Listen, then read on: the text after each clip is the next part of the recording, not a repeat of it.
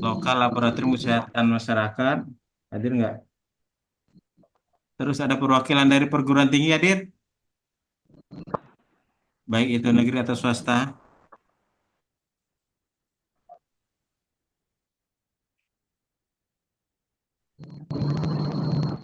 eh, Puskesmas, seluruh perwakilan puskesmas dari seluruh wilayah regional 3, kemudian Labkesda sudah hadir semua ya.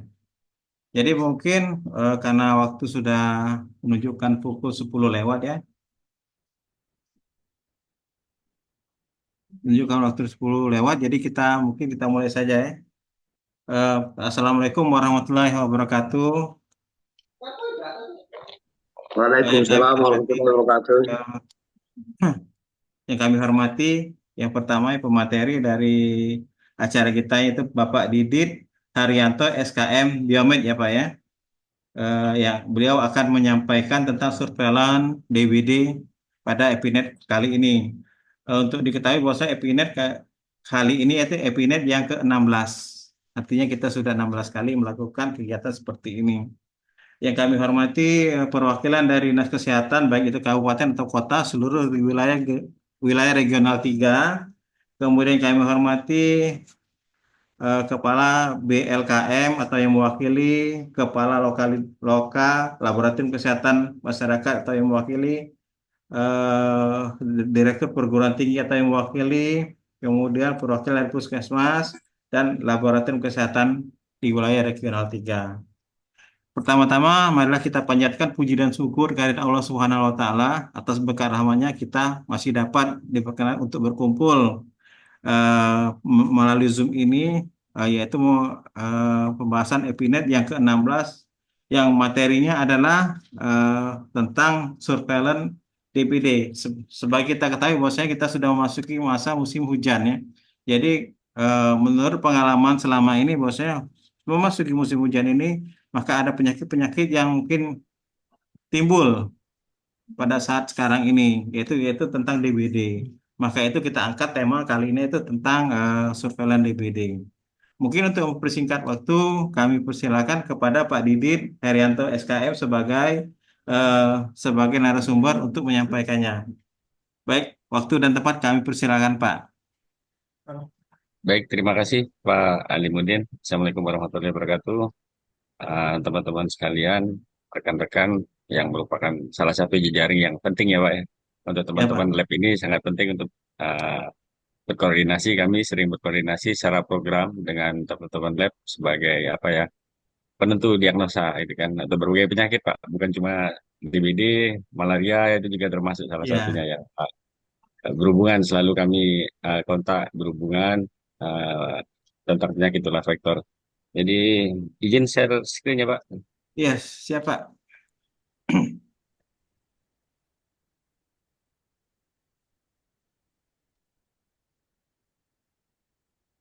Nanti kami juga membutuhkan ini apa tuh kami akan menyampaikan izin Bapak Ibu secara program bagaimana yang sudah dilakukan di Dinas Kesehatan dalam hal ini dari Dinas Kesehatan Sumatera Selatan. Walaupun ini peserta juga banyak dari apa regional BBLKM, tapi izin saya menyampaikan secara program dan nanti kami juga butuhkan nih masukan-masukan dari teman-teman yang laboratorium bagaimana pelaksanaan surveillance dengue sendiri pemeriksaan yang ada di wilayah tempat Bapak Ibu.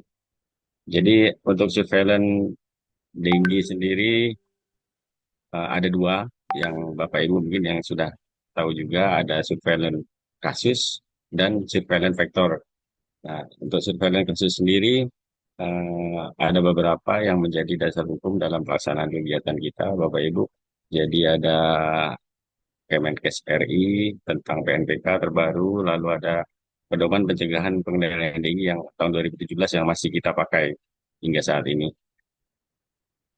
Tujuan sendiri untuk surveillance kasus ini kita untuk bisa melihat kecenderungan tren seperti yang Pak Alimuddin bilang tadi, kita bisa melihat tren sehingga kita bisa memprediksi kemungkinan terjadinya KLB dan langkah-langkah apa yang bisa kita lakukan untuk mengantisipasinya. Ini untuk stratifikasi yang kita pakai Bapak Ibu endemis, sporadis, dan potensial dan kita untuk di wilayah regional Sumatera Selatan sendiri, saya yakin kita sudah masuk endemis ya. Jadi kita tidak pada kasus daerah yang tidak mempunyai kasus DBD itu. Saya megang DBD dengan malaria, malaria mungkin dari tahun 2012 dan DBD 2 tahun, tapi terasa banget stresnya bagaimana megang DBD karena apa ya, kasus ini selalu ada dan tingkat kematiannya juga tinggi gitu Bapak Ibu. Nah ini untuk cara penurunan dengue, Bapak Ibu mungkin bisa kami singkat, Bapak Ibu semua juga tahu eh, penyakit tular vektor. Jadi kalau bicara DBD pasti kita akan bicara vektor gitu kan, vektor bagaimana penularan dengue. Dan Bapak Ibu ketahui bahwa suatu daerah jika sudah masuk kasus DBD di wilayah tersebut, maka akan sangat sulit untuk menghilangkannya. Ya karena salah satunya tadi adanya transovarial di vektor gitu, Bapak Ibu. Nah ini untuk virus infeksi, Bapak Ibu, dengue virus infeksi ini, Bapak Ibu kita ketahui bahwa di antara 10.000 kasus itu ada kasus asimptomatik dan simptomatik, dan kasus yang simptomatik itu hanya 10% dari total kasus. Nah ini asimptomatik ini ternyata sangat berpotensi penularan gitu kan. Nah ini itulah kenapa sulit untuk menghilangkan DBD karena adanya kasus asimptomatik ini seperti ini Bapak Ibu. Jadi ini sampai sekarang juga menjadi PR. Kami juga baru pulang kemarin ke Jakarta bertemu dengan teman-teman dari Mahidol, Universitas Mahidol Thailand. Itu dengue menjadi isu penting. Jadi beliau itu dari Mahidol juga pengen tahu bagaimana kasus dengue di beberapa lokasi. Jadi ke depan mungkin dari Mahidol akan melakukan penelitian bisa jadi di tempat Bapak Ibu sekalian gitu. Nah untuk kasus simptomatik sendiri eh, dari 1.000 kasus itu yang bisa sampai meninggal atau DSS itu hanya 1 sampai 2 kasus. Itu sebenarnya kasusnya sedikit yang bisa sampai DSS gitu kan Bapak Ibu. Jadi DSS ini salah satunya yang menjadi masalah apa keterlambatan ya, keterlambatan diagnosa itu yang menyebabkan kasus kematian. Untuk diagnosa, Bapak Ibu, teman-teman lab ini sangat penting untuk diagnosa. Jadi kita kenal diagnosa ada diagnosa klinis dan diagnosa laboratorium. Untuk diagnosa klinis berdasarkan PMDK terbaru, eh, ada DD, DBD, DS, dan EDS yang kita kenal itu kan. Jadi ada grade 1 kalau itu, grade 1, grade 2, grade 3, sampai grade 4. Nah ini untuk PMPK terbaru ada klasifikasi yang terbaru Bapak Ibu. Klasifikasi kriteria ada dengue, dengue plus warning sign, dengue tanpa warning sign, itu masuknya di D dan di BD, dan masuk ke severe dengue. Severe dengue di sini adalah DS dan EDS. Jadi kalau misalnya nanti ada KDRS, dokter yang, oh di situ ada warning sign gitu kan, oh berarti dia masuknya ke DD atau DBD, nanti tergantung bagaimana kondisi klinis pemeriksaan lab. Lalu ada diagnosa laboratorium yang ini yang memang sedang kita majukan gitu kan. Jadi dengan penggunaan RDT ada NS1 dan IgG, IgM.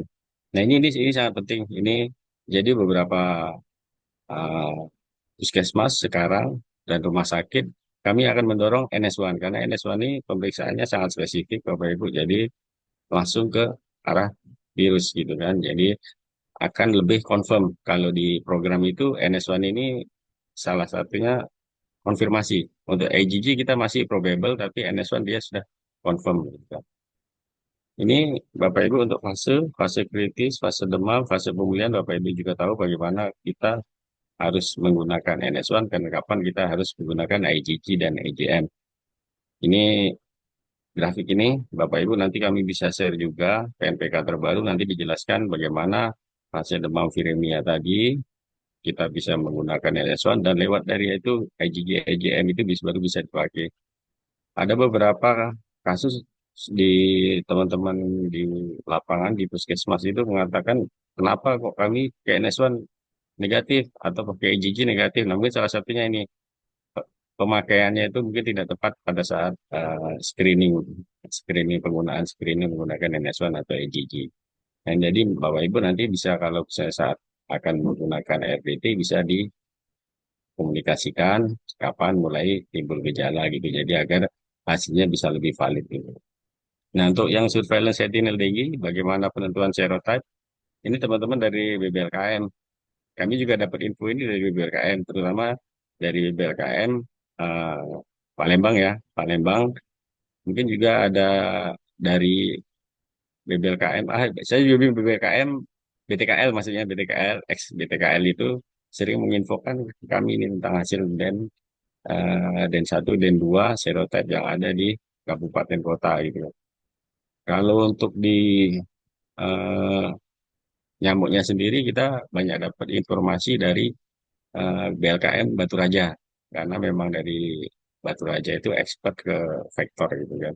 Jadi informasi yang kami dapatkan ini bukan dari kami. Jadi kami teman-teman dari lab ini sangat eh, apa ya sangat membantu kami gitu kan dalam apa itu mendapatkan informasi bagaimana program itu harusnya dilaksanakan seperti itu. Ini untuk diagnosa Bapak Ibu. Jadi bagaimana cara diagnosa dan hingga menentukan klasifikasi gitu kan.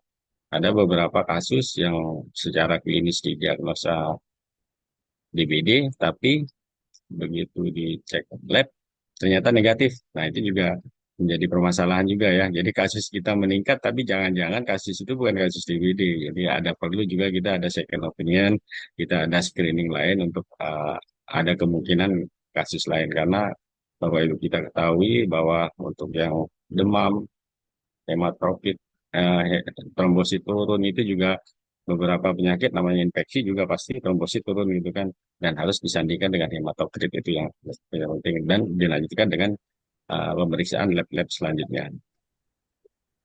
Nah untuk kasus Bapak Ibu kami mendapatkan pelaporan mungkin di kabupaten kota di provinsi Bengkulu, di Jambi atau di regional lainnya Bangka Belitung itu juga dari Dinas Kesehatan itu akan mendapatkan informasi adanya penderita infeksi dari KDRS. KDRS itu untuk rumah sakit. Nah, untuk rumah sakit nanti akan mengirimkan KDRS ke dinas, dinas akan dilanjutkan ke puskesmas untuk dilakukan penyelidikan epidemiologi. Ini KDRS Bapak Ibu sudah jelas KDRS yang sudah kita buat itu mewakili bagaimana diagnosis laboratorium yang dilakukan. Di sini ada diagnosis lab, ada suspek, probable, IgG, confirm NS1, dan confirm PCR.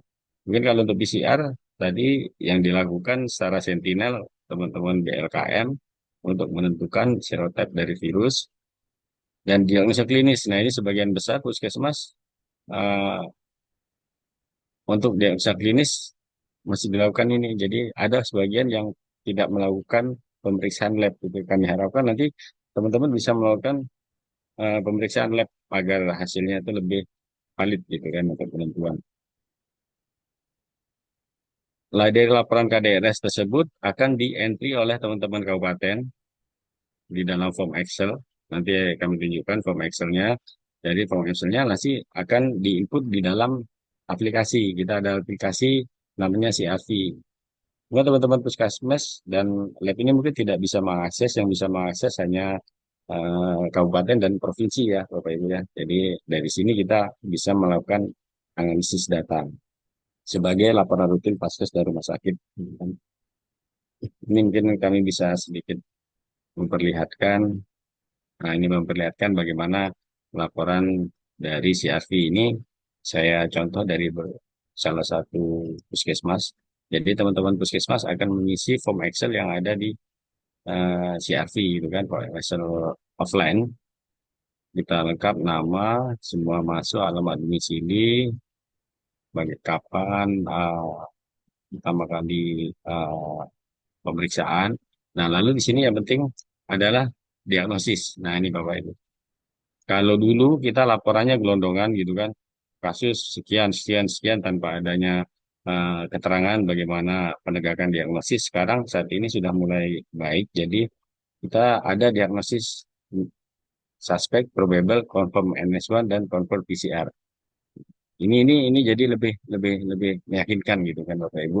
Nah, di asesor lab ini probable tadi IgG ya, confirm NS1 dan confirm PCR untuk suspek ini berarti dia tidak diperiksa.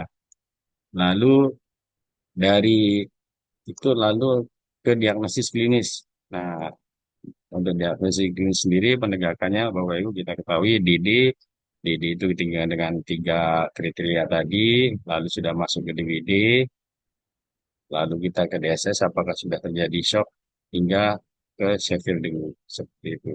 Status akhir dengan hasil lab ini baru kita bisa menentukan PE ya. Wajib PE. Jadi setiap kasus TB itu harus dilakukan penyelidikan epidemiologi Bapak Ibu oleh teman-teman puskesmas yang punya wilayah gitu kan. Nah, kita sering kehilangan data dari klinik klinik swasta. Saya yakin dari lab daerah dari BLKM itu mendapatkan permintaan untuk pemeriksaan laboratorium dari klinik. Nah, di situ kami sering kehilangan data. Selama ini yang kami dapatkan dari puskesmas dan rumah sakit, tapi dari klinik swasta kita tidak dapat. Nah, mudah-mudahan nanti dengan ada pertemuan ini, Bapak Ibu bisa menginfokan jika ada kasus pemeriksaan DBD, bisa diinfokan ke klinik yang mengirimkan sampel tadi untuk melaporkan juga ke puskesmas. Jadi data kita akan lebih mewakili untuk seluruh apa itu seluruh subdistrik puskesmas maksud saya, untuk seluruh kecamatan gitu atau kelurahan gitu kan. Dari hasil PE tadi ada kriteria positif dan negatif. Nanti ada kami jelaskan bagaimana kriteria positif dan negatif itu. Dari kriteria itu baru bisa kita lakukan pengendalian vektor gitu kan. Tidak semua kasus harus di fogging. Ada beberapa kriteria yang harus fogging dan lainnya itu hanya cukup dengan PSN dan kelas validasi. Nah, ini untuk pelaporan kasus tadi. Lalu ini izin kami share data untuk Sumatera Selatan, Bapak Ibu. Pada tahun 2024 ini memang kasus kita tinggi. Kalau bisa dibilang kita sebenarnya sudah masuk ke indikasi KLB, Bapak Ibu. Sudah indikasi KLB, tapi ada beberapa apa ya? Ada beberapa kesulitan dalam untuk menyatakan itu KLB. Gitu kan salah satunya masalah pembiayaan karena kalau kita sudah menyatakan KLB tentu untuk penderita tidak lagi ditanggung BPJS kan harus masuk ke daerah gitu kan. Apakah daerah itu mampu? Nah itu nanti itu jadi salah satunya yang menjadi kendala itu. Dan itu juga sudah kami komunikasikan hingga tingkat pusat. Mudah-mudahan nanti ke depannya untuk KLB BPJS akan tetap nanggung gitu kan biayanya. Jadi fokus pemerintah bisa ke penanggulangan bukan lagi anggaran akan habis untuk pengobatan gitu kan. Jadi untuk Januari sendiri 1.500 dan ini terjadi bukan cuma di Sumatera Selatan, saya yakin di seluruh provinsi ini Bapak Ibu. Pada tahun ini memang luar biasa untuk di seluruh, terutama kita regional Sumatera karena kondisi iklim kita tidak akan berbeda jauh antara Bangka, Lampung, Sumatera Selatan, Jambi itu tidak akan jauh. Jadi memang 2024 ini luar biasa kasusnya kita itu Januari, Februari dan itu sekarang alhamdulillah sudah mulai eh, menurun, trennya sudah menurun. Tapi kita juga harus waspada, Bapak Ibu. Pada bulan Oktober ini, berdasarkan peta perakiraan cuaca, kita sudah akan memasuki musim penghujan ini. Jadi kita sudah harus warning juga, wah ini jangan-jangan ini kasus bakal naik lagi gitu kan. Ini di beberapa lokasi dan saya yakin juga di Jambi, Lampung itu juga sudah mulai masuk musim penghujan gitu kan. Jadi salah satu yang akan menjadi kewaspadaan kita. Nah ini pola maksimum minimum. Jadi kalau di yang warna oranye ini pola 5 tahunan, yang warna oranye ini sudah indikasi KLB kan Bapak Ibu sudah melewati batas maksimum minimum dan kita di bulan Januari kita sangat jauh melampaui. Jadi ada beberapa informasi yang kami dapatkan beberapa kecamatan yang tidak ada kasus DBD sekarang sudah masuk kasus tinggi gitu kan. Wah ini kita juga khawatir bakal nambah gitu kan kasusnya. Nah ini sudah turun, memang turun signifikan turunnya gitu kan Bapak Ibu. Mudah-mudahan tetap seperti ini gitu dengan apa pengendalian yang dilakukan oleh teman-teman dari Puskesmas. Ini kasus yang paling tinggi kita data IR. Jadi di seluruh Sumatera Selatan ini merah gitu kan Bapak Ibu. Di sini merah lebih dari standar IR kita 10 per 100.000 penduduk. Palembang mungkin menjadi salah satu kasus yang tertinggi, Bapak Ibu. Saya yakin di kota-kota besar di wilayah Bapak Ibu ibu kota itu biasanya kasusnya paling tinggi gitu kan, karena dari mana-mana juga apa itu kepadatan penduduk juga, terus mobilitas penduduk juga tinggi. Dan untuk kriteria sendiri kami juga sudah mengusulkan ke pusat, mungkin kita akan memakai sistem yang selama ini dipakai malaria. Kita ada penentuan ini kasus impor atau memang kasus lokal indigenous gitu kan.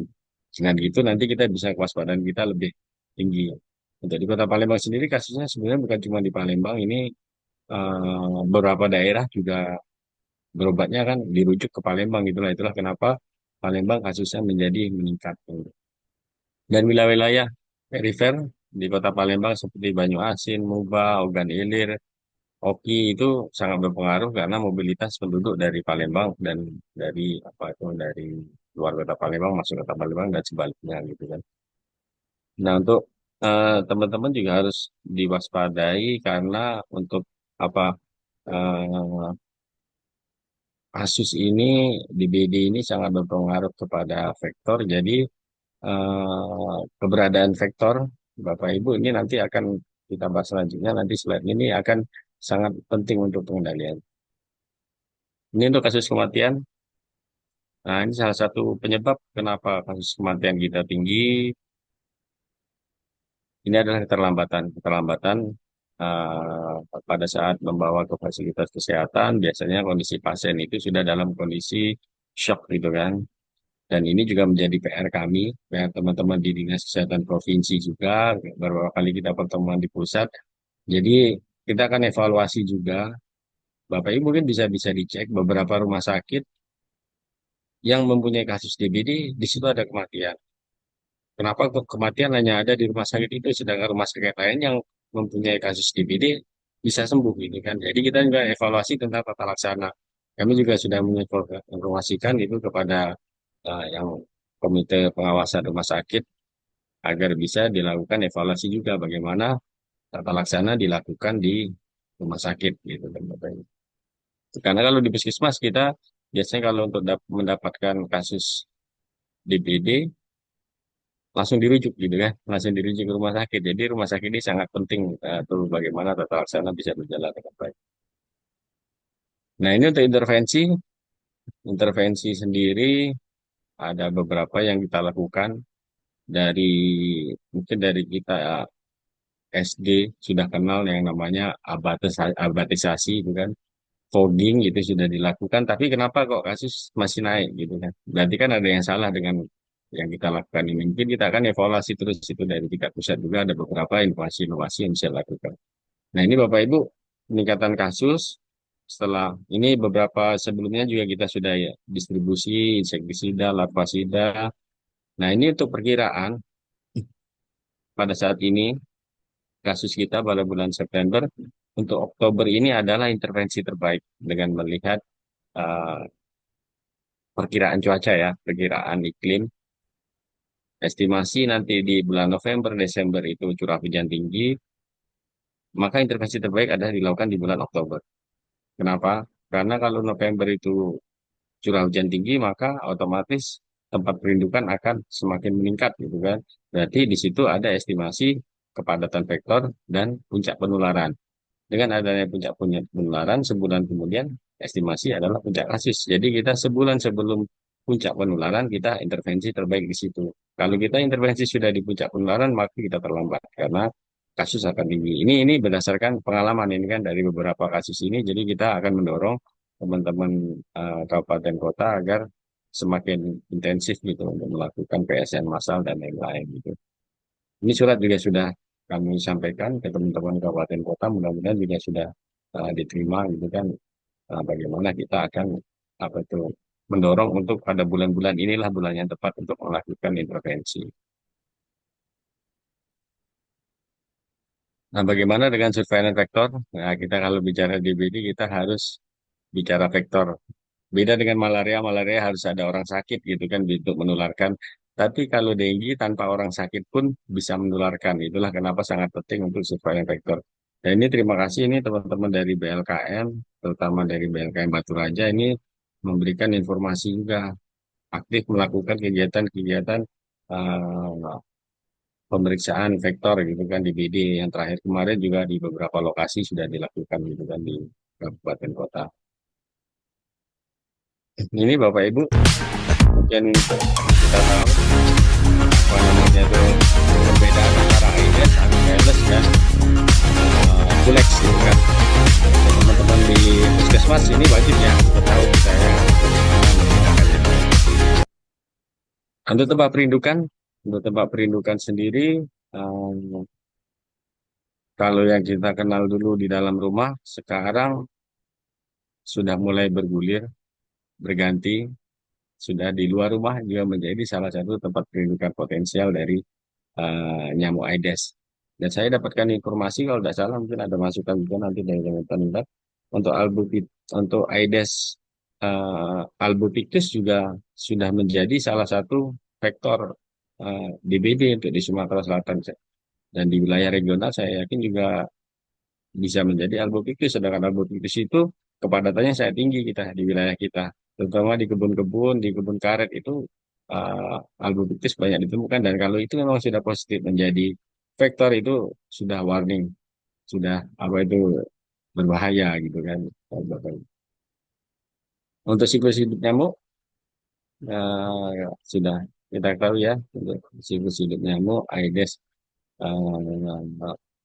untuk golongan genus Aedes metamorfosis sempurna. Dan kenapa kita menentukan ABG? Kenapa kok eh, kita indikator kita angka bebas jentik? Kenapa bukan angka bebas nyamuk? Karena nyamuk akan sulit untuk ditangkap, bisa berpindah-pindah, dan ABG untuk jentik tidak. Jentik hanya akan di tempat itu, dia tidak akan bisa lari gitu kan. Jadi kita lebih mudah untuk menghitung keberadaan jentik daripada keberadaan nyamuk. Itulah kenapa indikator kita indikator angka bebas jentik gitu kan. Kalau tidak ada jentik, tidak akan ada nyamuk. Seperti itu. Nah ini dasar hukum untuk surveillance vector. Kita ada Permenkes 50 tahun 2017 tentang standar baku mutu kesehatan lingkungan dan persyaratan kesehatan untuk vektor dan binatang penyebaran penyakit. Jadi dasar hukum kita ada pelaksanaan kegiatan. Jadi untuk tujuan dari pengendalian vektor itu dilakukan berdasarkan informasi vektor dan dinamika penyakit tular vektor. Gitu kan. Lalu ada Permenkes nomor 2 tahun 2023 tentang standar baku mutu kesehatan lingkungan. Bapak Ibu bisa kita ketahui bahwa untuk larva Aedes aegypti untuk ABG itu harus lebih dari 95. Kalau di luar mungkin ada yang menghitungnya house index. Kalau house index itu kebalikan dari ABG. Kalau ABG yang dihitung bebas jentiknya, kalau house index yang positifnya. Jadi kalau ABG-nya lebih dari 95, house index-nya kurang dari 5%. Seperti itu.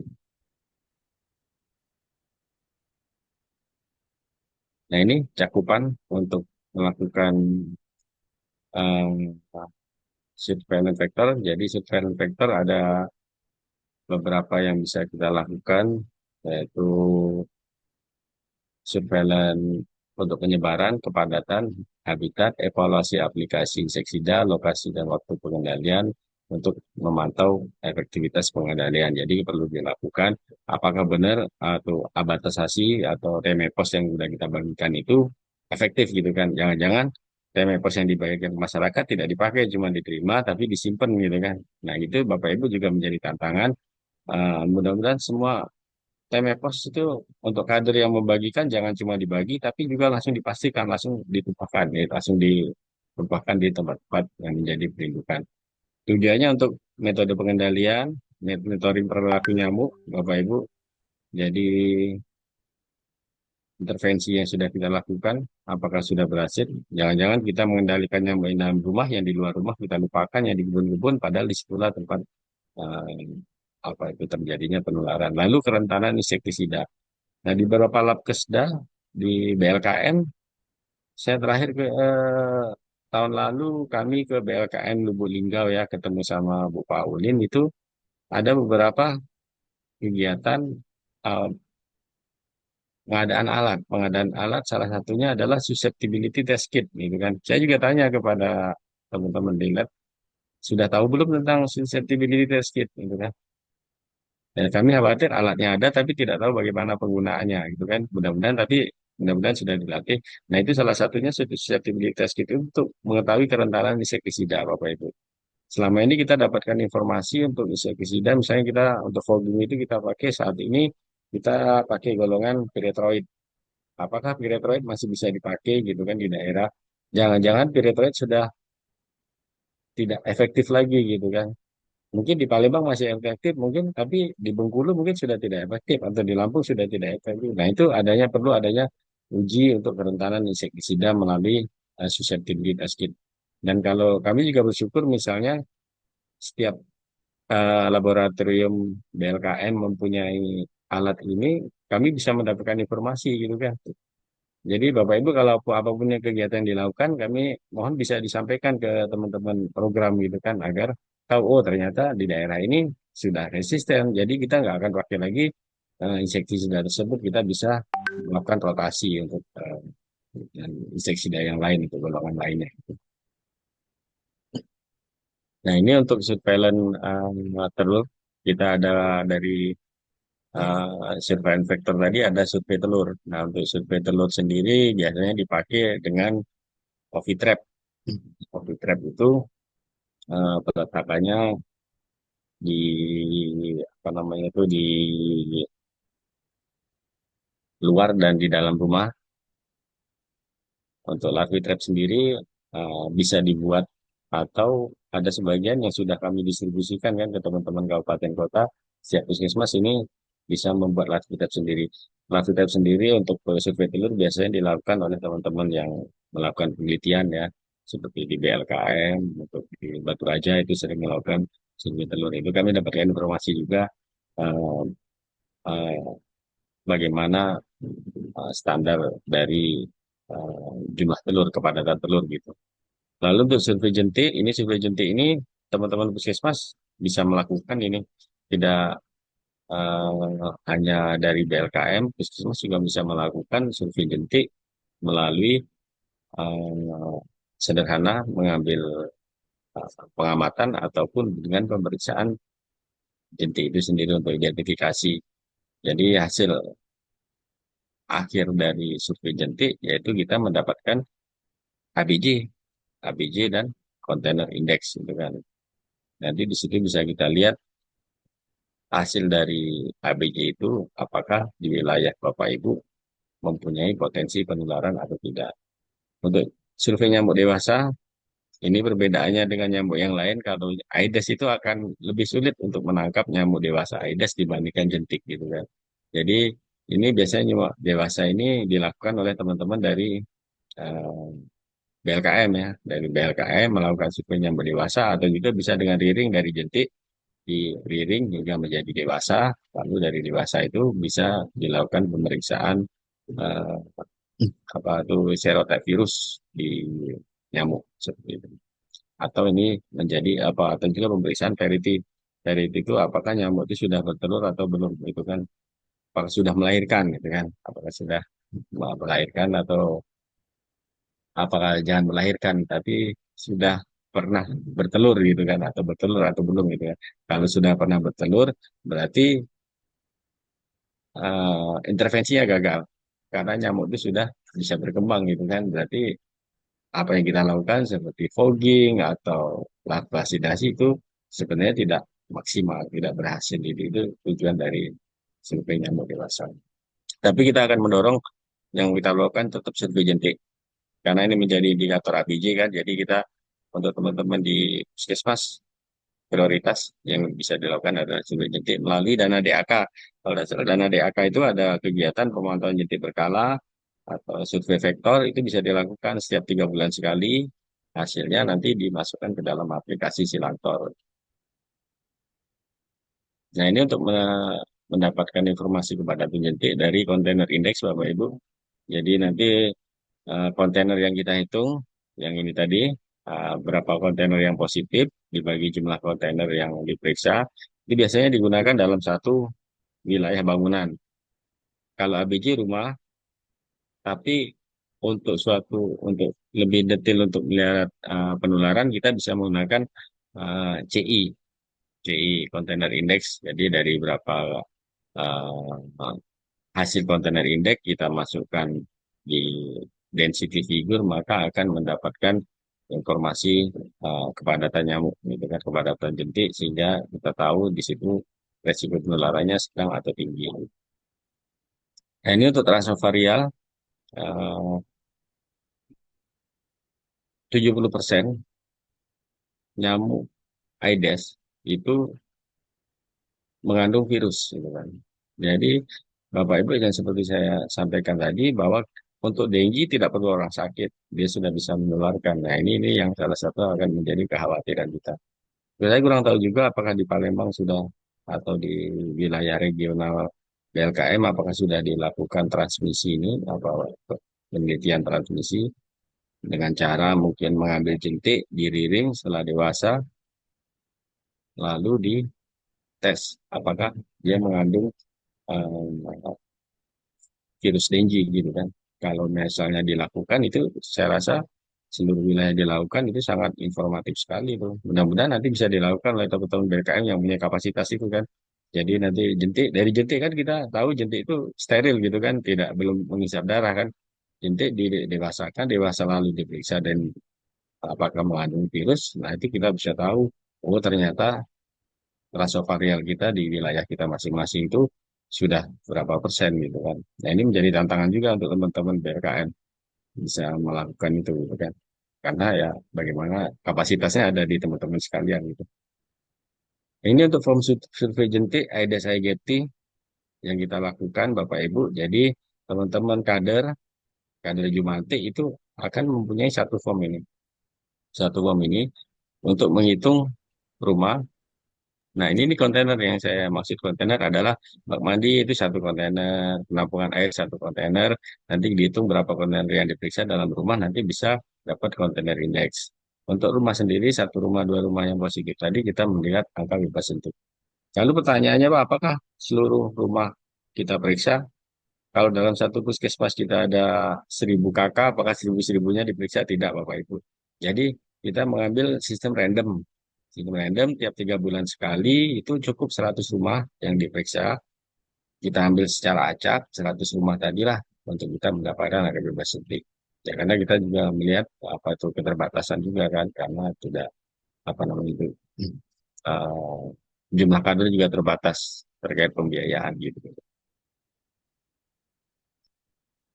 Nah, ini contoh yang sudah dilakukan rekapitulasi pemantauan jentik berkala, Bapak Ibu.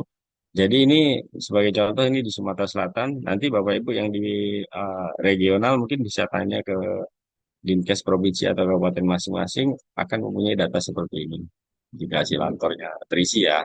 Itu jadi untuk beberapa kabupaten bisa kelihatan itu jumlah rumah yang diperiksa dan berapa jumlah yang positif AIDS. Nah, ini untuk kasus-kasus yang tinggi kita ketahui bahwa organ oku itu ada kematian tinggi dan kasusnya juga tinggi. Jika dilihat dari angka ABJ itu sangat berkolerasi ya. Ada hubungannya antara angka bebas suntik dengan kejadian DBD gitu Bapak Ibu. Dan juga ini ada unik beberapa kabupaten seperti Ogan Ilir itu kasusnya tinggi tapi tidak beresiko. Nah, setelah kita breakdown, ini masih dalam kabupaten kota. Setelah kita breakdown menjadi puskesmas, puskesmas dan ke desa, ternyata ada puskesmas tertentu yang tinggi kasusnya gitu kan. Nanti ini bisa di breakdown di breakdown pada puskesmas.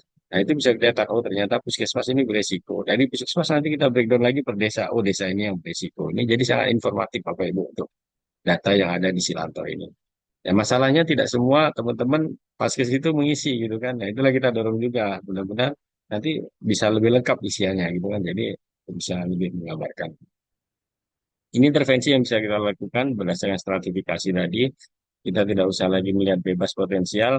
Daerah kita daerah yang endemis gitu kan. Jadi yang kita lakukan tetap harus pengendalian yang masif gitu kan. Segala kegiatan harus kita lakukan. Salah satunya yang saya lagi ya, coba itu kita mungkin akan koordinasi bagaimana membuat kawasan bebas sentik. Mau tidak mau memang kita harus kawasan bebas sentik. Itu nanti coba nanti advokasi kami juga ke kebetulan memang ada anggota DPR ini kan baru dilantik. Jadi nanti mungkin ada MOU dengan DPRD agar bisa mendukung adanya perda atau pergub tentang kawasan bebas sentik. Kalau kawasan bebas rokok ada, tapi kawasan bebas jadi juga ada. Nanti bagaimana nanti prosedurnya mungkin ke depan mudah-mudahan bisa terrealisasi. Nah ini untuk satu rumah satu Jumanti gerakan yang dilakukan sosialisasi. Ya ini sebenarnya gerakan ini bagus. Skemanya satu rumah satu Jumanti kalau berjalan dengan baik itu tujuannya juga sama tadi kan kawasan bebas sentik. Tapi kita mungkin eh, punishmentnya masih kurang. Jadi kami berharap nanti perda bisa dibuat perda satu rumah satu Jumanti sehingga ada apa ya eh, konsekuensi jika di rumah itu masih ditemukan jentik. Ini PSN serentak Bapak Ibu yang bisa kita lakukan kegiatan yang sebenarnya murah, tidak membutuhkan biaya yang besar, tapi memang butuh konsistensi dari teman-teman di masyarakat. Bapak Ibu kita tidak bisa jalan sendiri. Mungkin kita apa namanya itu eh, teriak-teriak, ayo PNS, PSN gitu kan. Dari 10 rumah yang kita suruh PSN, satu rumah saja tidak melakukan, itu satu rumah bisa menjadi sumber. Jadi mau tidak mau harus semuanya bebas. Tidak bisa cuma eh, setengah-setengah gitu kan, memang harus semuanya. Gitu. Itulah kita perlu perda yang menguatkan agar nanti mungkin punishment-nya dalam bentuk apa nanti bisa dilakukan. Ini Jumantik sekolah atau pesantren, edaran yang kita buat. eh, ini ada beberapa, karena kasusnya paling tinggi kan pada anak-anak, jadi mungkinan ada penularan dari sekolah. Kemarin juga dari BLKM Batu Raja membantu bagaimana untuk mendorong sekolah atau pesantren bisa mempunyai Jumantik gitu kan. Dan alhamdulillah baru, baru dua yang sudah terbentuk. Saya bukan baru dua, sudah dua gitu kan. Kalau bahasa politiknya sudah dua gitu. Jadi ada Muara Enim dan Banyu Asin dan ini beberapa kabupaten terutama Kota Palembang juga kami dorong juga bisa terbentuk gitu kan. Paling tidak secara program, oh sudah ada loh yang kita lakukan gitu kan. Dan, anak sekolah lebih banyak waktunya di sekolah daripada di rumah gitu kan. Jadi kita buatnya sekolah sehat, buat sekolah yang mempunyai Jumantik yang siswa itu sendiri menjadi kadernya. Nah ini tadi tindakan penanggulangan yang bisa kita lakukan berdasarkan pedoman pengendalian DBD. Jadi untuk Bagan sendiri, setelah kita tahu ada penderita infeksi denggi, DBD atau EDS, dilakukan PE oleh teman-teman puskesmas bersama lab untuk melihat apa ada suspek. Ada suspek, lalu dengan gejala yang sama diperiksa juga dengan NS1 atau IgG gitu kan. Nah, itu bersama tim vektor untuk melihat apakah di situ ada uh, ditemukan vektor. Gitu kan. Kita dapat masukkan kriteria positif jika di dalam suatu wilayah itu ditemukan satu atau lebih penderita infeksi denggi, gitu kan? Atau dengan tiga gejala, ya itu tadi kan, lebih dari tiga penderita demam, gitu kan? Jadi itu dan ditemukan jentik, jadi ABJ kurang dari 95 atau ini HI lebih dari 5 gitu kan. Kalau ABJ-nya di situ lebih dari 95 dan ditemukan infeksi lain, orang yang demam, maka bisa kita lakukan PSN, larvasidasi, penyuluhan, dan fogging. Fogging fokus. Nah, fogging tidak dilarang, boleh fogging. Gitu kan. Dengan kriteria seperti ini. Gitu kan. Jadi gimana Pak kalau misalnya ada yang tiba-tiba minta fogging, ya itu perlunya PE seperti ini. Kita bisa lihat di sini. Jadi kita tidak buang-buang apa itu energi, buang-buang insektisida gitu kan. Karena insektisida bagaimanapun akan berpengaruh kepada lingkungan. Ini yang kita bisa lakukan fogging. Saya tidak anti fogging, boleh silakan fogging. Karena fogging itu seperti pemadam kebakaran gitu kan, firefighter. Jadi bagaimana menurunkan kasus secara cepat? Ya kita fogging dulu karena kalau kasus di situ lebih dari satu berarti kita bisa lihat bahwa di situ ada nyamuk infektif yang berterbangan gitu kan. Nah, kita bunuh dulu nyamuk dewasanya, tapi jentiknya tetap harus dikendalikan dengan melakukan PSN dan partisipasi. Bagaimana jika hasilnya negatif? Nah, kalau negatif, jika tidak memenuhi dua kriteria. Jadi cuma ada satu kasus, dan ternyata ABJ-nya juga bagus. Di situ tidak ditemukan jentik yang banyak gitu kan. Itu tidak perlu dilakukan logging. Yang perlu dilakukan adalah PSN, larvasidasi, dan penyuluhan. Dan ini mungkin bisa disampaikan, mungkin kalau ada, ya kami sering kali kan, ada si A, anggota ini, ada ini, keluarga ini, jadi minta logging. Ini yang kami screenshot, kami kirim. Kalau satu kasus tidak perlu, cukup kita larvasidasi. Ini yang bisa menjadi dasar untuk proses. Lalu bagaimana pencegahan dengue? Ini, nah ini kesimpulan bagaimana pencegahan dengue. Jadi yang pertama kita mengurangi nyamuk. Bagaimana cara mengurangi nyamuk? Ya harus dilakukan PSN. Fogging bisa dilakukan, memelihara ikan memakan jentik, menanam tanaman itu salah satu untuk mengurangi nyamuk. Nah, ini bisa dilakukan di rumah tangga gitu kan. Lalu bagaimana biar jangan digigit nyamuk? Ada nyamuk, tapi kita jangan sampai digigit, dihisap gitu. Bagaimana caranya? Kita pakai lotion, pakai kelambu, baju lengan panjang itu salah satu jangan sampai kita dihisap gitu kan. Lalu Pak, bagaimana Pak kalau misalnya nyamuknya masih ada dan dia masih ngisep darah gitu kan? Oke, boleh ada nyamuk tapi tidak ada virus. Bagaimana caranya? Pakai teknologi Wolbachia gitu kan. Ya, kami sudah pernah ke UGM itu pertemuan bagaimana cara di sana ada lab di UGM itu mengembangkan nyamuk gitu kan. Wah, jadi di labnya itu semuanya isi nyamuk semua berbahagia gitu kan. Dan ini telurnya nanti bisa dibagikan ke beberapa daerah. Kita baru ada lima kabupaten kota yang menjadi proyek di situ. Ini nyamuk tanpa virus. Wolbachia, apakah Wolbachia bisa dilakukan? Belum tentu karena memang agak ribet, biayanya besar, tapi efektif sebenarnya. Tapi tidak semua bisa dilakukan. Saya tidak tahu juga kalau di wilayah seperti Bangka, saya pikir bisa karena Bangka pulau gitu kan lebih mudah pengawasan. Tapi kalau seperti di Sumatera Selatan yang mobilitasnya tinggi, dari mana-mana bisa masuk itu agak lebih sulit gitu kan untuk melakukan. Tapi tidak tahu juga kalau jadi program nasional karena selama ini Wolbachia masih menjadi proyek penelitian. Lalu bagaimana? Sudah susah nih Pak. Kami sudah PSN tidak bisa, tidak mempan. Pakai lotion males, Wolbachia tidak bisa. Akhirnya pakai apa yang terakhir? Yang terakhir adalah imunisasi. Nah, jadi kita lagi-lagi kita pakai vaksin gitu kan. Vaksin sendiri kita sudah ada vaksin di Sumatera Selatan itu dari Bio Farma namanya Kidenga. Kidenga itu sudah bisa dipakai 2 kali suntik. Itu bisa kekebalan sampai uh, 5 sampai 8 tahun itu bisa dipakai. Dan itu umur yang dilindungi umur sampai 6 sampai 45 tahun.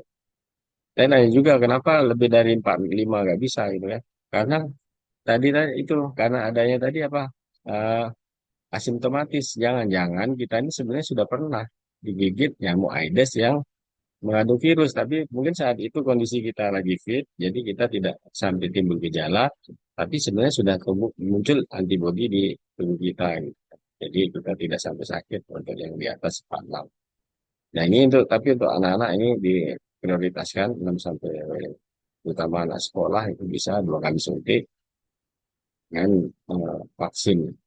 Dan ini masih mandiri, belum program gitu kan Bapak Ibu mungkin bisa nanti kalau misalnya dalam satu kelompok atau PKK atau kemungkinan ada anggaran APBD yang lebih bisa melakukan ini satu imunisasi pengadaannya juga jadi bukan lagi pengadaan mesin fogging, pengadaan inseksida tapi vaksinasi massal DBD gitu kan. Nah, itu bisa juga nanti bisa melibatkan ini lagi musim-musim apa eh, pilkada mungkin secara program kita bisa diuntungkan nih. Ya, gitu. Mungkin demikian eh, Bapak Ibu paparan dari kami secara program.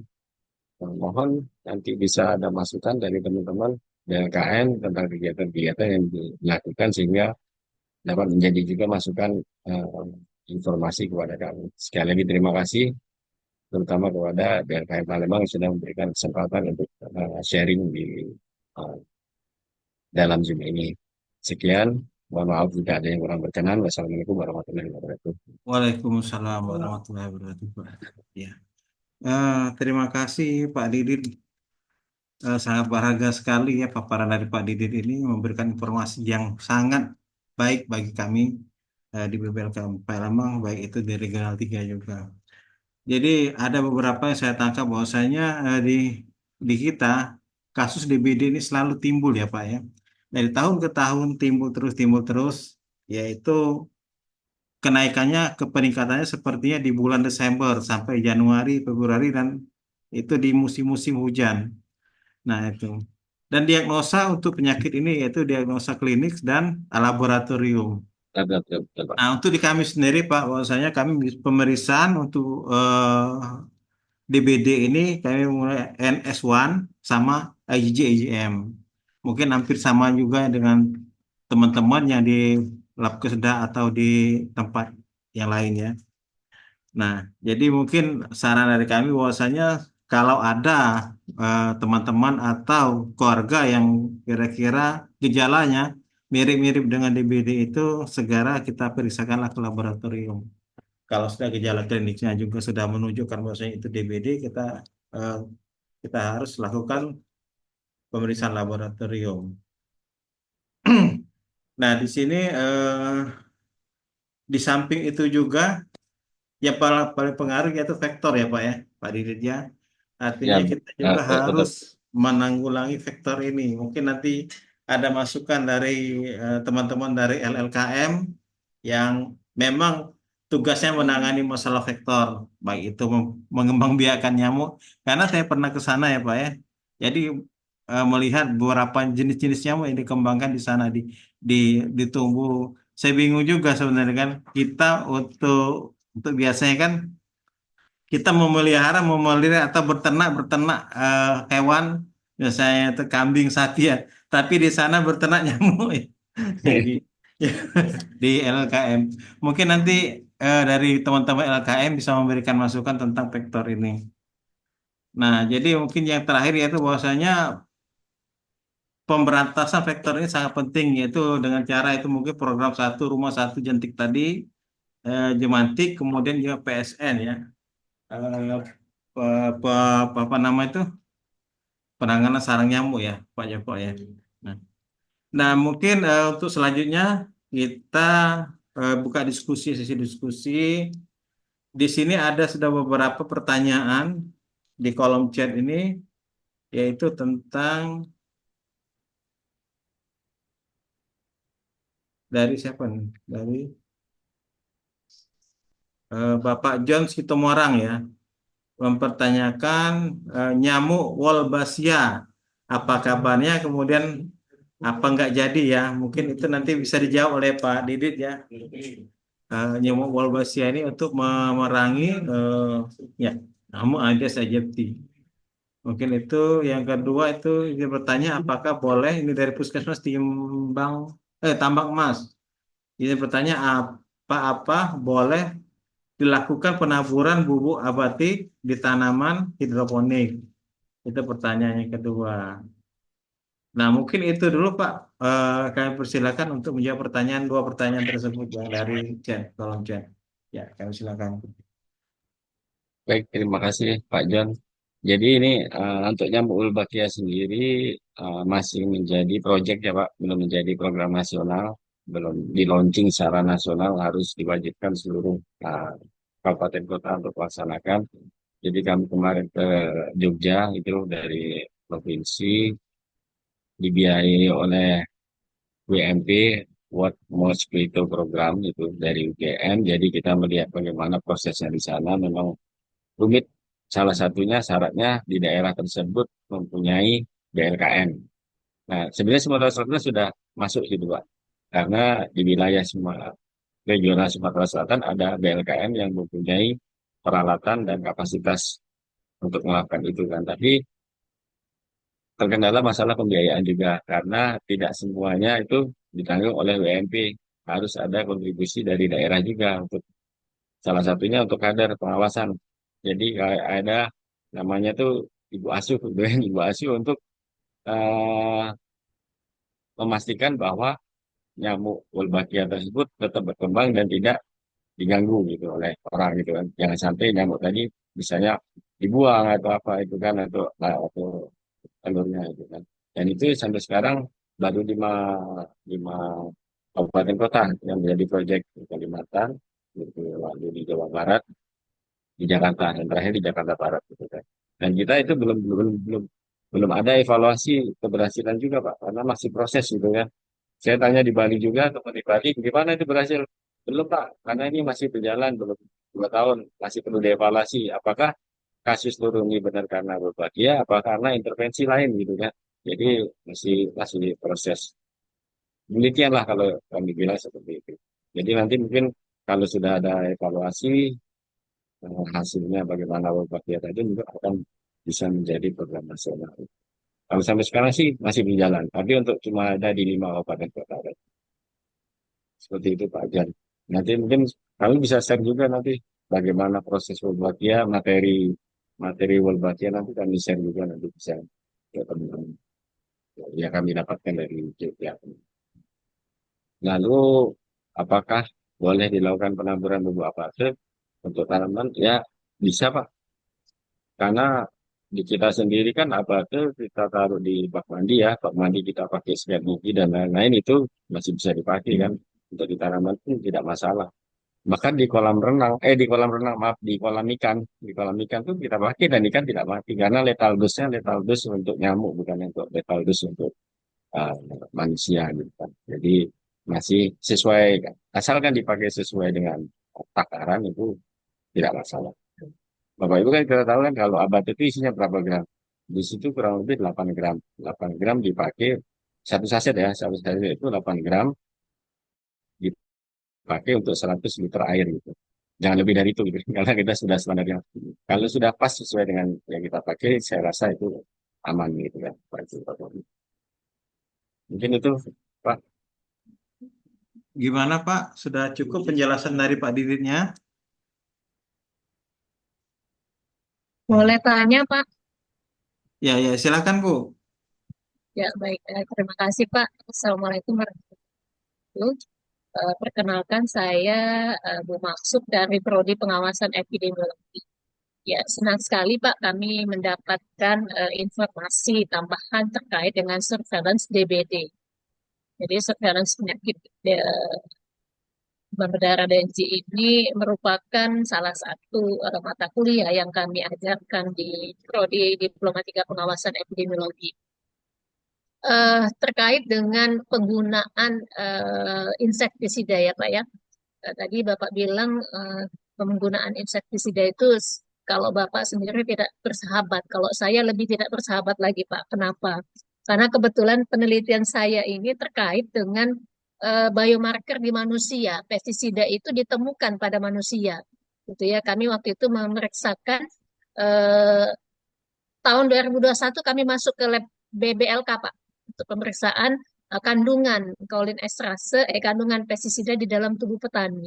Nah, kami khawatir eh, walaupun katanya itu bahan aktifnya adalah golongan piretroid, kalau memang masih dianjurkan untuk penggunaan secara penanggulangan kimiawi untuk penanggulangan penyakit DBD, ini malah nanti tidak hanya ke manusia karena latihan ya Pak yang masih digunakan saat ini.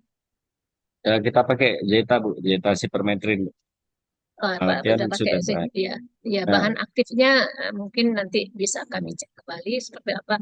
Nah, ini tidak hanya mengkontaminasi manusia, tetapi juga mengkontaminasi sumber air ini Pak. Ini yang kekhawatiran kami nantinya.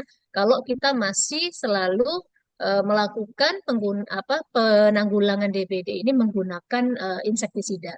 Nah, apakah tidak ada cara efektif yang saat ini atau strategi efektif yang telah dilakukan begitu ya selain misalnya tadi bagus sekali untuk membuat kawasan bebas jentik gitu ya. Kami sangat mendukung Pak, bahkan kami siap untuk membantu kalau memang itu diterapkan di Kota Palembang. Karena kebetulan Prodi Pengawasan Epid ini ada di Palembang dan kami juga concern untuk melakukan penelitian ini dan penelitian ini adalah penyakit berbasis lingkungan. Pertanyaan saya, apakah di puskesmas yang tadi sudah digambarkan dari beberapa kabupaten ini telah dilakukan surveillance aktif hanya melihat keberadaan jentik saja atau sudah dilakukan kolaborasi di satu puskesmas itu untuk melihat dari sisi kondisi sanitasi lingkungannya, Pak. Karena kondisi sanitasi lingkungan ini sangat berpengaruh terhadap perkembangbiakan jentik ataupun nyamuk itu sendiri baik di rumah tangga.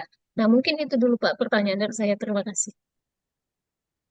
Mungkin langsung dijawab Baik Bu, aja ya Pak ya Bu, Didi. Ya. baik Bu.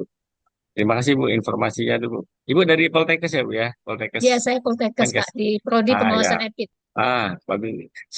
Kami pernah bersurat Bu dari provinsi itu bersurat ke Poltekkes Kemenkes ya Bu.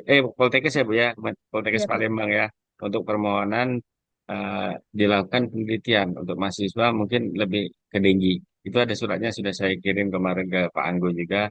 Jadi bisa memberikan masukan seperti ini kan. Jadi kami berharap juga dari perguruan tinggi itu bisa memberi masukan juga apa Ya, bagaimana kalau Pak kegiatan. Anggo di TLM-nya Pak, mungkin dia Oh, di lebih ke SLM. laboratorium. Nah, Oh, kami ya, ya, memang ya.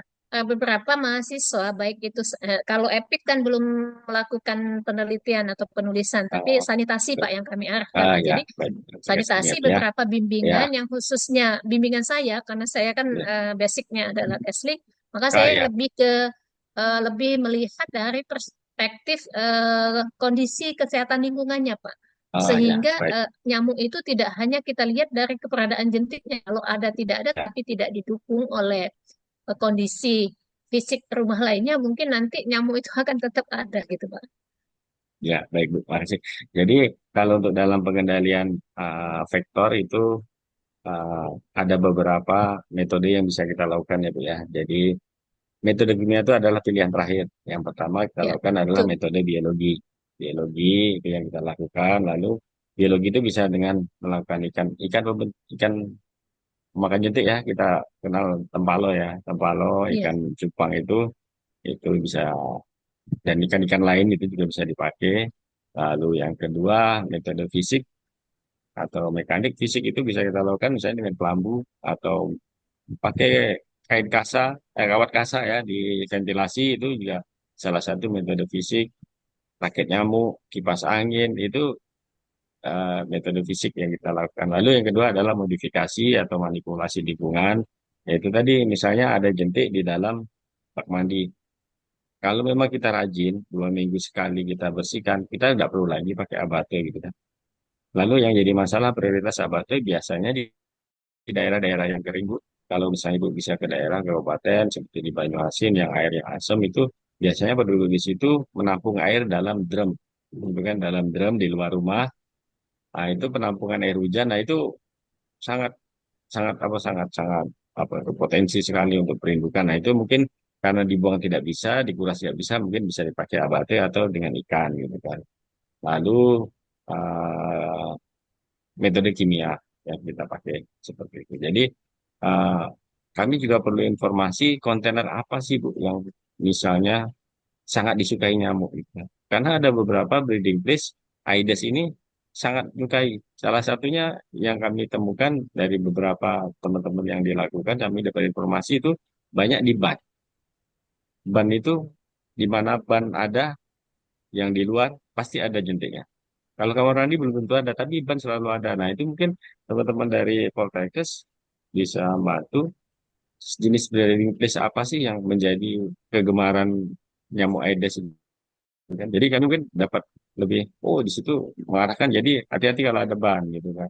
Jadi bisa melakukan surat untuk intervensi. Salah satunya kemarin di Jakabaring, Bu, kalau misalnya di Jakabaring, kawasan JSC, itu dulu nyamuknya banyak sekali, Bu. Jadi waktu sebelum Asian Games nyamuk banyak sekali, ternyata apa? Ada di genangan pot teratai. Pot teratai yang bulat-bulat itu yang isi air. Ternyata Aedes sumbernya di situ. Jadi akhirnya setelah dilakukan survei dengan Puskesmas Jakabaring juga dengan Kota Palembang dapatnya di situ, kami bisa bersurat ke pengelola bahwa itu harus dikeringkan. Jadi sekarang sudah nggak ada lagi dibolongin.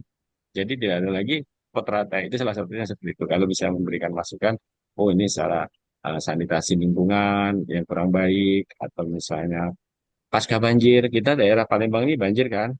Kalau sudah Iya, banjir, beberapa daerah musim hujan biasanya banyak sampah-sampah, plastik-plastik. Nah, itu juga menjadi uh, salah satu apa sumber sumber penularan. Nah, itu mungkin kami butuh juga informasi itu, Bu. Jadi nanti bisa melibatkan bukan cuma dinas kesehatan, jadi mungkin dinas uh, kebersihan ya, DKK iya, atau bagian itu yang itu bertanggung jawabnya di situ gitu kan. Jadi tidak semua uh, kegiatan apa namanya itu kesehatan menjadi masalah yang harus ditangani oleh orang kesehatan gitu kan. Untuk Kesling apalagi ABJ itu masuk di Kesling loh Bu. iya, ABJ itu bukan tanggung jawab dari P2P dari iya. program Makanya, itu iya Kesling yang betul punya Pak, yang punya betul. indikator itu kan. Jadi memang Iya, harus sebenarnya itu tugas teman-teman dari Kesling itu untuk ngurusin ABJ ini itu kan. iya Karena semuanya betul. sekarang diserahkan ke itu dari pengobatan sampai pengendalian ke P2P. Padahal ada juga nih ranahnya Kesling gitu kan yang harus Iya, melakukan gitu. Nah itu juga iya, nanti masukkan juga ini coba. Terima kasih iya. Bu informasinya. Baik, baik Pak. Mungkin satu lagi untuk informasi terkait alat uji resistensi pestisida tadi ya Ya, Pak ya. Nah itu insektisida ya. insektisida, yaitu Ya. alat itu bantuannya di Dinkes. Kalau di pendidikan bisa nggak Pak kita mendapatkan bantuan itu? Karena kami ini kalau membeli kan agak sulit, tapi kalau menerima bantuan mungkin kami bisa gunakan itu untuk penelitian gitu Pak, semacam hibah lah untuk alat itu, sehingga kami bisa melakukan uji resistensi tersebut. Kalau itu ya kalau uji esensi alat itu saya rasa sih kalau di universitas bisa beli sendiri karena alatnya itu ada jual juga kan. Tuh. Nggak terlalu mahal ya Pak? Enggak terlalu mahal. Yang mahal mungkin kertas inseksi banyak untuk. Jadi kan berdasarkan golongan kalau ibu tadi bilang malation berarti kita harus pakai kertas inseksida jenis malation. Malation sudah tidak lagi kita pakai karena sudah resisten. Jadi kita sekarang pakai golongan pyrethroid gitu kan. Trin Artinya gitu kan. semua Pak ya, semua sudah Ya semua. diganti. Jadi malatian sudah tidak diperbolehkan lagi, itu diganti Enggak dengan keretroid karena keretroid itu pyrethroid. memang lebih ke bahan aktifnya agak agak Ya alami lah, betul meskipun mungkin betul ada betul. campuran kimianya. Ya, ya, betul Ya Ibu sih. paham itu. Jadi Oh, itu nanti ar- mungkin lebih baik ada mungkin dari teman BLKM yang punya. Kami di provinsi ada alatnya itu kan. itu Itu boleh pinjem kita Pak atau gimana ini? pinjam boleh Bu. Oke. Tapi Artinya untuk kan kertas nanti, injeksi dah. Ah, iya, artinya kan kita bisa lakukan uji juga. Kenapa bisa. jentik atau nyamuk ini nggak mati-mati walaupun sudah dilakukan fogging gitu ya. Ya, Jadi tapi artinya kita ya bisa boleh. lakukan uji resistensi terhadap piretroid tersebut. Mungkin bisa Ya, kita untuk pengembangan ke depan gitu ya Pak ya. ya bisa Bu. Oke Terutama Pak. Ibu bisa bekerja sama mungkin dengan LLKM Batu Raja Bu ya. Di situ lab Oh, N2-nya lebih tapi lengkap. jauh sekali Pak mau ke sana. Eh, atau ini Bu, BTKL, Kalau ada yang di BTKL, Dinkes atau di BLK nggak bisa, nggak ada ya BLK ya, ini.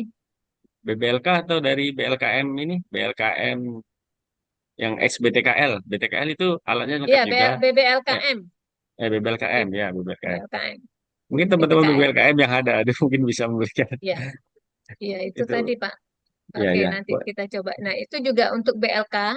Ini kalau BLK sebutannya BLKM juga ya, BBLKM ya. KM Bu, Balai Ya, Besar Laboratorium. BBLKM ini mungkin Ya, Pak, kami sangat mengharapkan sekali ada yang mungkin pemeriksaan terkait dengan pestisida. Karena pestisida dalam air itu kemarin nggak bisa dipakai gitu, Pak.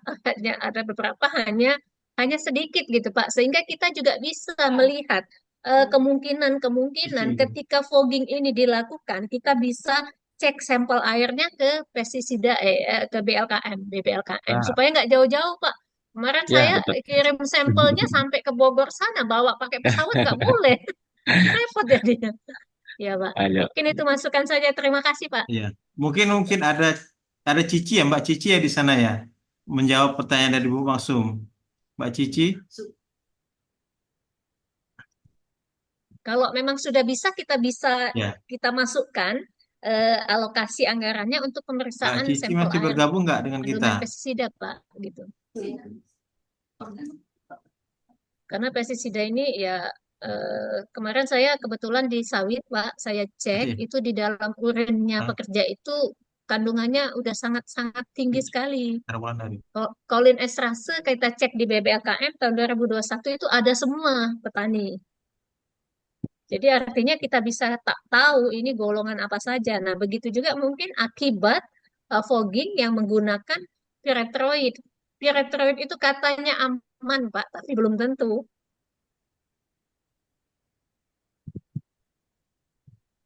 Mungkin saya bisa tanya nanti ke Mbak Umi saja, Pak. Di sini ada Mbak Citra mungkin sedang ada keluar sebentar ya Bu ya. Oke, nanti Iya, mungkin kita jawab secara di Japri aja ya Bu ya nanti. iya boleh, Pak. Nanti Oke. saya kontak Ya, Mbak Umi. Makasih ya, Pak. ya. Mungkin kita lanjut ya, Pak Didit ya. Ini ada Ya, informasi Bu. dari Bu Eka BLKM Palembang, izin info untuk survei dan jentik pengujian serotonika dengue sudah kami lakukan untuk tahun 2024. Baru Kota Palembang hasilnya masih negatif. Itu informasi saja. Nah, ini pertanyaan dari pemenang. Dari pemenang ini minimal jumlah rumah yang disurvei berapa, Pak? Itu pertanyaan dari Bapenang. Kemudian ada lagi pertanyaan dari Ria. Ria ini izin bertanya apa-apa perbedaan yang signifikan antara tersangka Dengwi, DD, dan DBD. Karena terkadang saya dari mendapat laporan dari Pasienkes dengan hasil hematokrit 45,7, trombosit 101, dengue tersangka dengue. Hematokrit 41, trombosit 133.000, diagnosis DD, dan hematokrit 32,7 dan trombosit 132.000, diagnosa DBD. Sedangkan untuk IgG, IgM, dan NS1-nya tidak diperiksa. Mohon pencerahannya. Ini pertanyaan panjang sekali. Mungkin langsung saja Pak Didit ya untuk Nah, menjawab pertanyaan tersebut. Ada dua pertanyaan ini. nah, baik, Oke, persilakan. baik. Terima kasih Pak Menang. Jadi untuk kita masih berdasarkan ini ya Pak ya, berdasarkan petunjuk dari Kemenkes untuk jumlah rumah yang disurvei. Jadi kita nanti itu saya izin share screen biar lebih eh, jelas. Nah ini, jadi berdasarkan buku ini kita lihat kenapa kita harus random, tidak semua. Jadi salah satunya nih petugas puskesmas melakukan pemantauan jentik berkala setiap 3 bulan dengan cara memilih 100 rumah yang dipilih secara acak, Bapak Ibu. Jadi kalau di puskesmas Bapak Ibu, misalnya di situ ada anggaplah 10 desa. Jadi satu desa itu cukup 10 rumah, satu desa. Jadi 10 rumah dikalikan 10 desa kan 100 rumah gitu kan di wilayah puskesmas Bapak Ibu. Itu dilakukan pemeriksaan jentik secara acak gitu kan. Jadi setiap 3 bulan sekali. Jadi bagaimana kita bisa mengevaluasi kegiatan yang dilakukan gitu kan.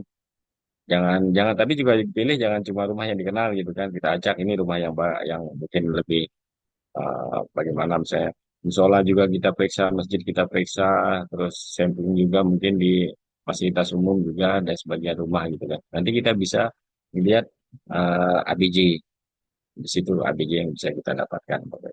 Jadi 100 rumah cukup, nggak usah yang terlalu banyak. Saya juga informasikan ke teman-teman kabupaten itu jangan banyak-banyak daripada sekaligus banyak tapi 3 bulan lagi tidak melakukan lebih baik sedikit-sedikit tapi melakukan gitu kan.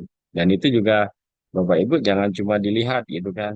Jadi teman-teman Jumantik juga harus ini bawa apa temepos gitu kan, abate apa temepos itu dibawa. Jadi setiap oh ada ditemukan jentik gitu kan. Tapi sambil intervensi jangan cuma dilihat sudah gitu kan. Jadi kita langsung melakukan intervensi. Jadi sekaligus survei, sekaligus juga intervensi. Jadi nanti 3 bulan ke depan hasilnya juga bisa lebih baik gitu kan. Jadi seperti itu. Jadi cukup 100 rumah ya Pak Pak Pemenang ya. Lalu eh, tadi tentang ini tentang apa bagaimana diagnosis. Jadi ini diagnosisnya Bapak Ibu kita harus tiga kan. Yang pertama demam, trombosit dan hematokrit. Itu kan ada beberapa kriteria di PNPK terbaru. Nah di DBD ini sendiri, dengue ini kita untuk penegakan Yes. diagnosa memang masalahnya tidak di dalam PNPK itu tidak dinyatakan bahwa harus NS1 atau harus IgG gitu kan. Masih ada bisa kriteria diagnosanya dengan klinis. Nah, yang Bapak, yang Bu Ria tadi, trombosit hematokrit dan eh, demam itu masuk dalam kriteria klinis. Ini kan kita ngelihat klinisnya bagaimana diagnosis klinis. Dan ini memang diperbolehkan. Walaupun tidak diperiksa, memang boleh ditegakkan diagnosa seperti ini gitu kan. Tapi dengan syarat bukan cuma trombosit, tapi harus hematokrit juga. Dan untuk DBD sendiri kan, ini saya eh, share screen juga. Ini ada beberapa persyaratan.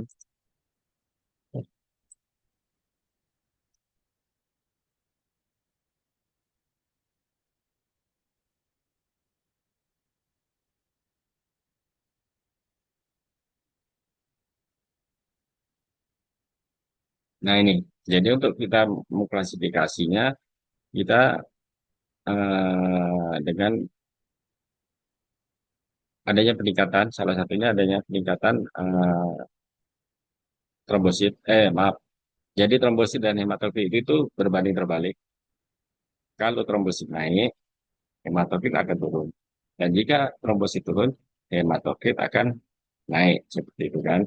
Jadi kalau ada penurunan hingga 20%, itu bisa kita katakan DPD. Tapi jika hematokritnya tetap stabil, walaupun trombosit turun, itu nanti kita perlu uh, diagnosa lain. Itulah perlulah kita melakukan pemeriksaan lab gitu kan. Dan tentunya dokter juga kita melihat kondisi pasien nanti penegakan diagnosis kita percayakan kepada dokter gitu kan untuk tata laksana. Dan ini sudah kita latih kok.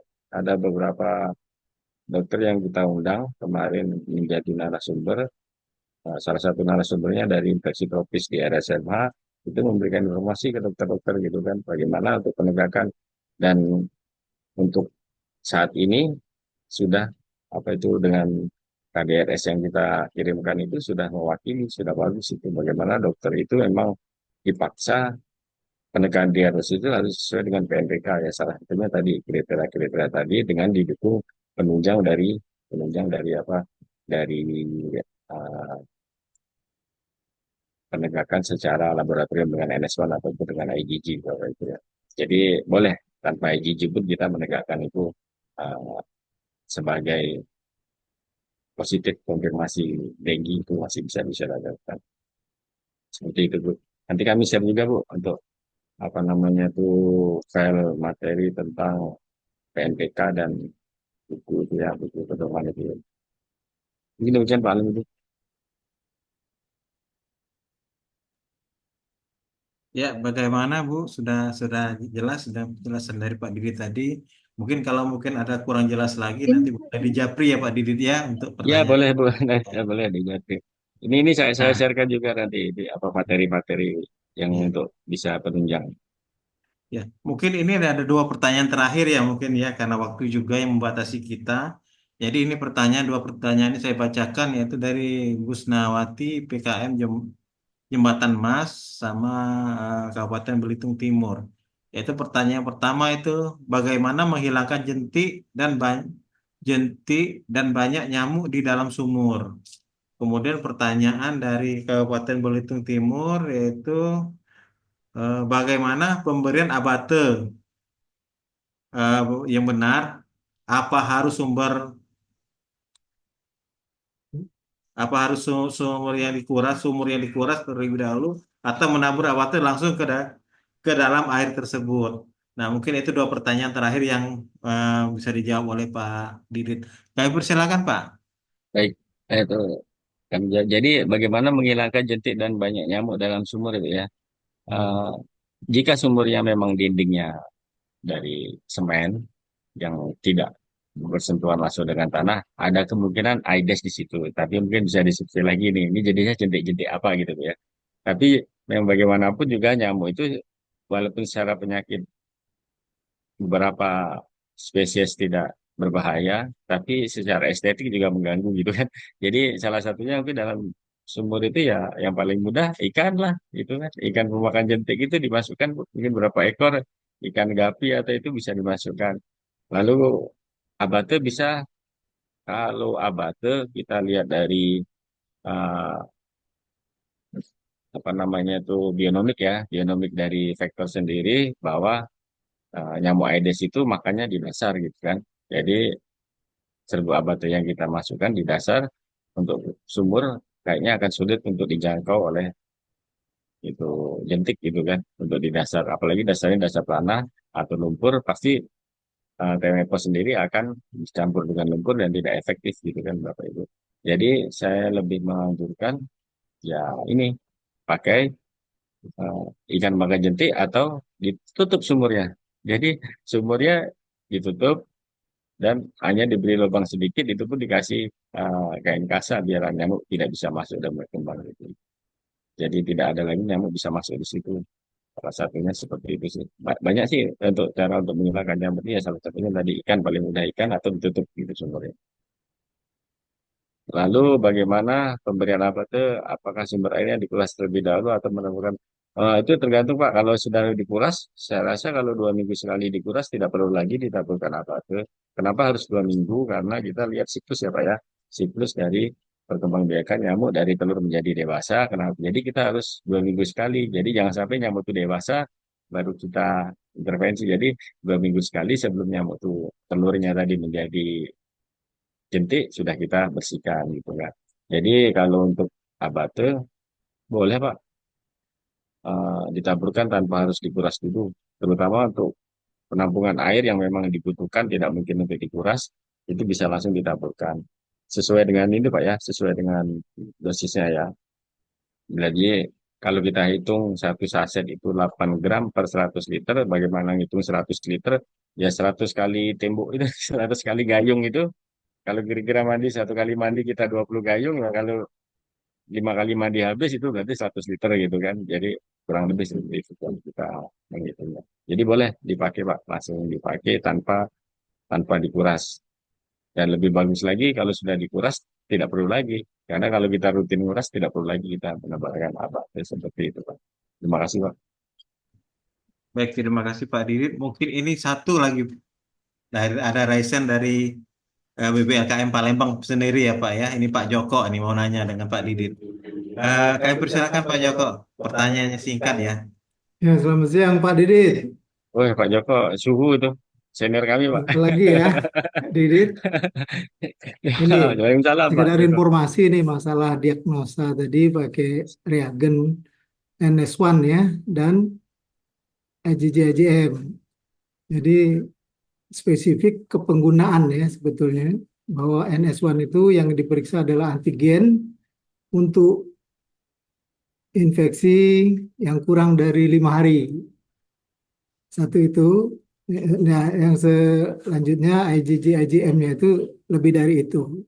Jadi timing sampling tentu saja sangat menentukan hingga hasilnya itu benar seperti itu. Nah, ada pertanyaan sebetulnya saya ini Pak Didit. Tadi disebutkan bahwa ada vaksinasi ya, sudah ada vaksinasi demam berdarah ya. Itu bisa di dalam program atau masih dengan mandiri berbayar seperti itu. Satu itu. Kemudian yang kedua masalah kita sebagai BBLKM ini menerima pasien yang periksa demam berdarah dan kita mendapatkan hasil positif misalnya NS1 atau IgG-IgM positif. Nah, kita harus gimana? Apa yang kita lakukan? Apakah kita harus masuk ke SKDR untuk event base atau kita cari informasi sendiri dan melaporkan tidak melalui SKDR? Itu saja Pak Didit. Terima kasih. Baik, terima kasih Pak Joko. Jadi izin Pak Joko, jadi kalau di apa di Bio Farma itu sudah ada Pak. Jadi kita sudah sosialisasi juga, kita mengundang seluruh kabupaten kota, kita pertemuan dengan Bio Farma, difasilitasi bahwa untuk vaksin sendiri masih mandiri Pak, belum secara program. Jadi berbayar ya, berbayar. Nanti kontaknya ada juga nanti untuk Bio Farma nanti kalau dibutuhkan. Ya siapa tahu nanti BBLKM bisa eh, mengadakan vaksinasi DBD kan. Karena selama ini rumah sakit Pak, saya lihat beberapa rumah sakit seperti yang di dekat kami itu rumah sakit pelabuhan itu sudah ada banner bisa siapa yang melakukan untuk vaksin. Dan itu banyak juga yang vaksin gitu kan Pak. Nah, mudah-mudahan BPLKM juga bisa melakukan itu kan. Jadi secara program juga akan membantu kami juga kan gitu kan untuk bisa menurunkan insiden kasus DBD. Dan itu apa namanya itu untuk harga itu saya rasa tidak terlalu mahal sama dengan vaksin influenza terus sekitar mungkin 400-an, netnya juga sekitar 400.000 2 kali suntik tapi ya untuk jarak waktu sekitar 3 bulan gitu kan. Nanti kami kasih kontak Pak Joko juga bisa langsung hubungi ke apa Bio Farmanya. Lalu yang kedua tadi tentang ini ya Pak ya, apa namanya itu SKDR. SKDR. Nah, SKDR, nah ya itu kami banyak lulus. Nah, itu unreported itu kasus memang dari pemeriksaan Pak. Selama ini kita dapat dari puskesmas dan rumah sakit. Yang dari klinik-klinik atau mandiri yang langsung periksa ke lab, itu kami tidak mendapatkan informasinya, Pak. Nah, itulah kami nanti berharap kalau misalnya ada teman-teman BLKM memeriksa, itu bisa diarahkan klinik agar melaporkan ke puskesmas. Biasanya klinik atau kalau puskesmas otomatis kan langsung dilakukan PE, langsung ada tindakan gitu kan. Tapi klinik kan belum tentu. Ya, jadi kalau ada dari klinik, dari swasta yang mengajukan pemeriksaan nanti bisa diinfokan lah kalau klinik itu bisa melaporkan ke rumah sakit melalui KDRS karena KDRS itu saya tulis sebenarnya saya desain KDRS itu saya buatkan di situ rumah sakit atau klinik gitu kan jadi klinik bisa melaporkan KDRS juga untuk mas jangan-jangan di klinik itu malah lebih banyak kasusnya daripada di rumah sakit gitu kan. Nah, selama ini memang tidak terjaring oleh kami seperti itu Pak. Terima kasih. Ya, terima kasih Pak Dede. Baik, terima kasih Pak Dede. Mungkin waktu juga lah yang membatasi kita ya. Mungkin untuk pertanyaan-pertanyaan yang belum dijawab nanti bisa dijawab baik itu di grup kita sendiri ataupun langsung ke Pak Didit ya Pak Didit ya. Baik siapa. Kami terima kasih banyak atas paparan dari Pak Didit sangat berharga sekali karena kita sebentar lagi sudah masuk musim penghujan karena di musim penghujan ini banyak sekali terjadi kasus-kasus baik itu malaria atau DBD ya. Nah, untuk selanjutnya eh, teman-teman sekalian tolong isi link absen ya. Isi link absen jangan lupa ada sudah di kolom chat. Kemudian untuk terakhir ini kita sesi foto bersama. Sebelum kita menutup acara ini kita sesi foto bersama. Mungkin dipersiapkan untuk kameranya dibuka semua. Jadi kita mulai. Ya sudah siap belum, Dimas? Oke, untuk slide pertama ya. Kita mulai ya. 1, 2, 3. Ya. Slide kedua. Kemudian untuk slide kedua ya. Oke. 1, 2, 3. Habis. Ya. Ya, terima kasih pada Bapak Ibu sekalian sudah berpartisipasi dalam acara Epinet kali ini.